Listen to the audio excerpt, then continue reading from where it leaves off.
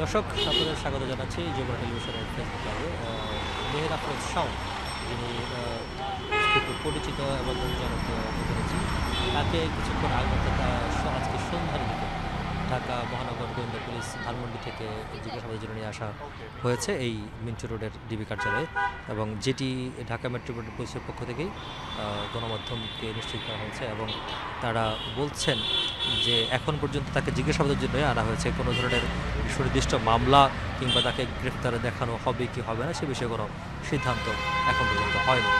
তবে যেহেতু মেহের আফরোজ শাওনকে নিয়ে আসা হচ্ছে জিজ্ঞাসাবাদের জন্য, সে বিষয়ে বেশ কিছু প্রশ্ন উঠেছে। আসলে তাকে কেন জিজ্ঞাসাবাদের জন্য নিয়ে আসা হয়েছে, বা তার বিরুদ্ধে কী ধরনের অভিযোগ আনা যেতে পারে।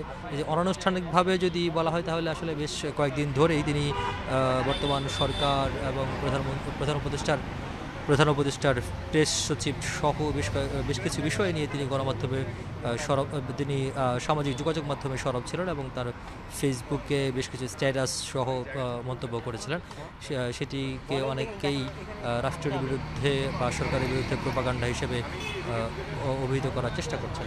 সে কারণে সেটি একটি অপরাধ হতে পারে, বা সেটি একটি বিষয় হতে পারে জিজ্ঞাসাবাদের। আরেকটি বিষয় হচ্ছে, গেল কয়েকদিন ধরেই একটি বিষয় সামাজিক যোগাযোগ মাধ্যমে গুঞ্জন বা ঘুরছে।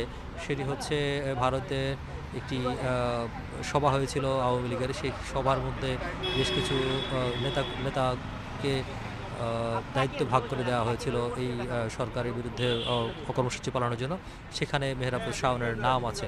তো সেটি যদি এখন পর্যন্ত কেউ আনুষ্ঠানিকভাবে স্বীকার করেনি বা এই বিষয়ে নিশ্চিত হওয়া যায়নি, তবে সেটি সামাজিক যোগাযোগ মাধ্যমেরই খবর। আমি আবারও উল্লেখ করছি, সামাজিক যোগাযোগ মাধ্যম থেকেই এগুলো জানা যাচ্ছে। তো সব কিছু মিলে আসলে তার বিরুদ্ধে কী অভিযোগ আনা হবে, বা তাকে কোন মামলায় গ্রেফতার করা হবে, আদৌ গ্রেফতার করা হবে কিনা, সেটি আরও যখন সময় যাবে তখন স্পষ্ট করে জানা যাবে। এখন পর্যন্ত ঢাকা মেট্রোপলিটন পুলিশের অপরাধ বিভাগ বা মিডিয়া উইং যেটি রয়েছে সেটি, অথবা ঢাকা মহানগর পুলিশের গোয়েন্দা বিভাগের সূত্র থেকে কোনো ধরনের নিশ্চিত কোনো তথ্য জানানো হয়নি। শুধুমাত্র জানানো হয়েছে তাকে ধানমন্ডি থেকে জিজ্ঞাসাবাদের জন্য নিয়ে আসা হয়েছে।